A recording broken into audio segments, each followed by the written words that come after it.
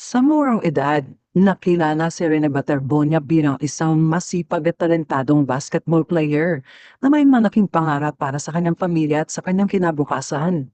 Marami ang nalungkot nang pumanaw siya dahil marami pa sana siyang gustong maabot sa buhay at sa larangan ng basketball. Gayunpaman, nananatiling buhay ang kanyang alaala sa puso ng mga taong nagmamahal at sumusuporta sa kanya. Sa gitna ng pagdadalamhati, isang magandang balita ang nagbigay ng pag-asa sa kanilang pamilya. Ayon sa mga ulat, ang nakababatang kapatid ni Rene ang unti-unting sumusunod sa kanyang mga yapak at ipinagpapatuloy ang pangarap na minsang pinanghawakan ng kanyang kuya. Marami ang humanga sa determinasyon ng batang atleta. Bagamat hindi madaling punan ang iniwanang puwang ni Rene, dala niya ang inspirasyon at mga aral na iniwan ng kanyang kuya. Para sa kanyang pamilya, isa itong paraan upang manatiling buhay ang pangarap na minsan pinagsikapan ni Rene.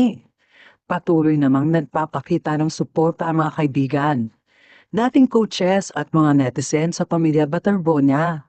Ang kanilang hangarin ay makita ang batang kapatid na maabot ang tagumpay habang bitbit ang alaala ni Rene sa bawat laban at bawat hakbang na kanyang tatahakin.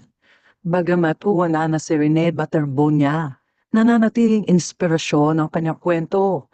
At ngayon tila may bagong pag-asa na muling sisibol sa pamamagitan ng nakababatang kapatid na handang ipagpatuloy ang pangarap na minsang sinimulan ng kanyang kapatid.